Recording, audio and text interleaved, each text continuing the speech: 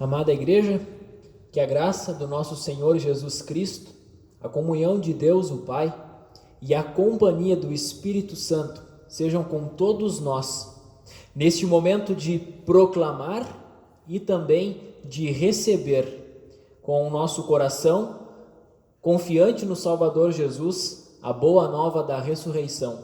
Amém. Quero começar a nossa reflexão e mensagem de hoje lembrando o público mencionado pelo poeta bíblico no salmo que nós lemos e ouvimos hoje. Lá no verso 12 ele diz assim: velhos e crianças, pessoas que já viveram muito e pessoas que estão começando a sua caminhada por essa vida. E aí eu me refiro primeiro aos mais jovens. Jovens, quantas vezes vocês já ouviram dos pais ou dos avós, pessoas de mais idade, aquela famosa frase, quase como que um desabafo deles, né? No meu tempo não era assim. Ou ainda, antigamente as coisas não eram assim, as coisas eram diferentes. E como eu ainda me considero bastante jovem, também posso dizer que muitas vezes eu já ouvi dos meus pais, meus avós, mas também de muitos irmãos aqui da nossa comunidade de Cristo, a quem Deus já permitiu viver e avançar muitos dias nessa vida. Muitos dos irmãos já me disseram, né? Ah, pastor, mas antigamente não era assim, no meu tempo não era assim, as coisas eram diferentes, as coisas eram melhores. Na percepção daqueles que já viveram muito, hoje não é tão bom, antes era.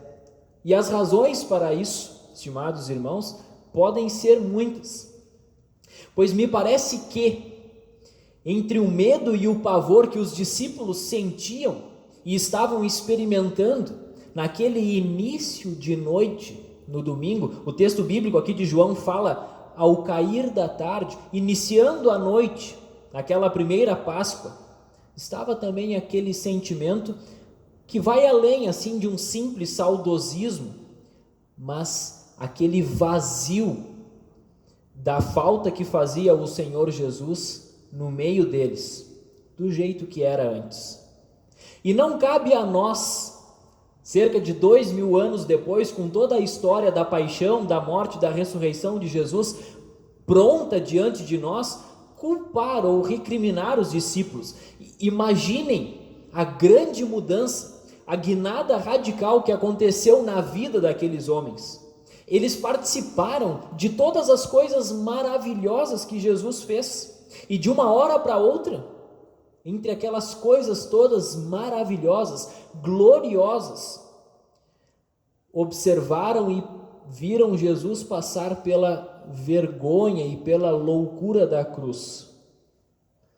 O evangelista João relata muitas coisas maravilhosas que eles, os discípulos, que agora no texto aqui de João, estão trancados em casa, com medo, apavorados.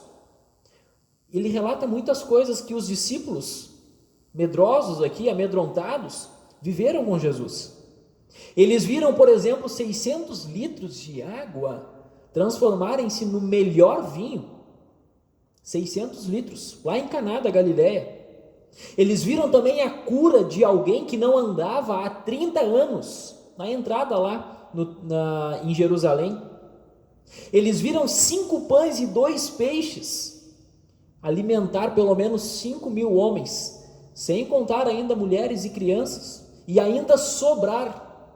Eles viram Jesus curar um cego de nascença, viram Jesus ressuscitar Lázaro, a filha de Jairo, viram Jesus sendo perseguido de forma maliciosa pelos líderes religiosos, porque ele ensinava com uma autoridade nunca antes vista na face da terra. Que segurança que os discípulos tinham com Jesus, que tranquilidade para ir e vir para cima e para baixo com Jesus perto deles. Mas o cenário mudou bruscamente. Poderíamos assim até fazer uma relação com essa situação toda que nós estamos vivendo. De uma hora para outra, em decorrência dessa pandemia que assola todo o planeta, tudo mudou, tudo está diferente. Para começar, não estamos aqui reunidos como sempre estamos no templo da nossa comunidade de Cristo, no culto pelo domingo de manhã, ou na segunda de noite.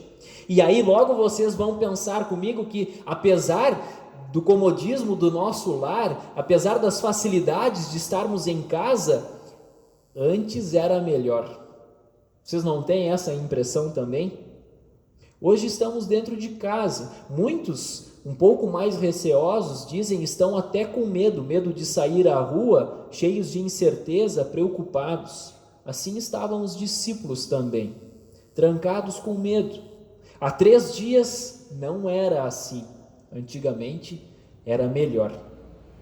Aí o evangelista João registra em 3 vezes: Jesus pôs-se no meio deles e disse: que a paz esteja com vocês. No meio de todo aquele medo, Jesus veio, pôs-se no meio deles e disse: que a paz esteja com vocês. No meio de toda aquela tristeza e incerteza, Jesus veio, pôs-se no meio deles e disse: que a paz esteja com vocês. E a culpa? Afinal, os discípulos que antes de tudo de maravilhoso viram e viveram com Jesus, o abandonaram ao solitário sofrimento. Será que por isso o Senhor os rejeitaria? Será que por isso Jesus coloca-se no meio deles para cobrá-los de algo? Não. No meio de toda aquela culpa, no meio de todo aquele sentimento de tristeza, amargurando o coração e a consciência dos discípulos, Jesus veio, colocou-se no meio deles e disse: paz seja convosco. E nós podemos também perguntar ao texto que o evangelista João escreveu: o que será que Jesus queria com eles? Logo eles, que há pouco tempo atrás, apesar de viverem tudo de maravilhoso com Jesus, apesar de terem visto as coisas maravilhosas que ele fazia, logo eles que acabaram de esquecer Jesus ou de abandonar Jesus, o que será que Jesus queria com eles? E aí podemos também perguntar: o que será que Deus quer de nós? Essa pergunta muitas vezes, estimados irmãos e irmãs em Cristo, muitas vezes pode soar de forma intimidadora para nós, como se Deus estivesse assim sempre pronto para nos cobrar de algo, para nos pedir algo impossível, para nos pedir algo que vá além das nossas forças e das nossas capacidades.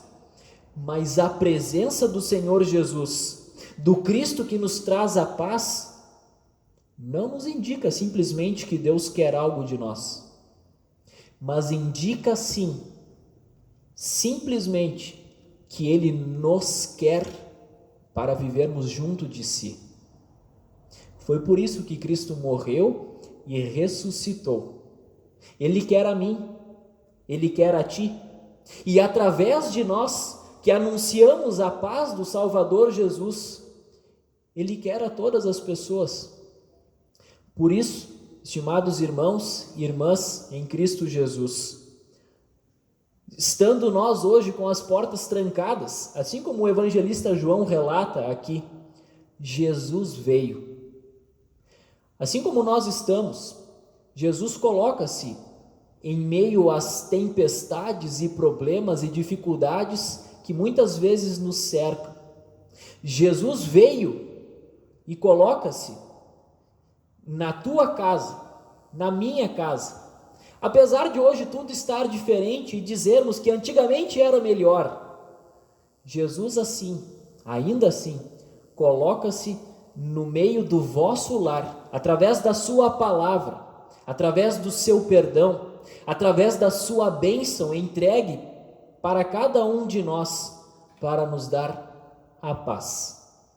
É essa paz que nós temos com o Pai Celestial, que também nos permite viver em paz com aqueles que mais precisam da paz do Senhor Jesus. Que essa certeza esteja enraizada e habite ricamente no teu coração e na tua mente, para vivermos essa vida em paz.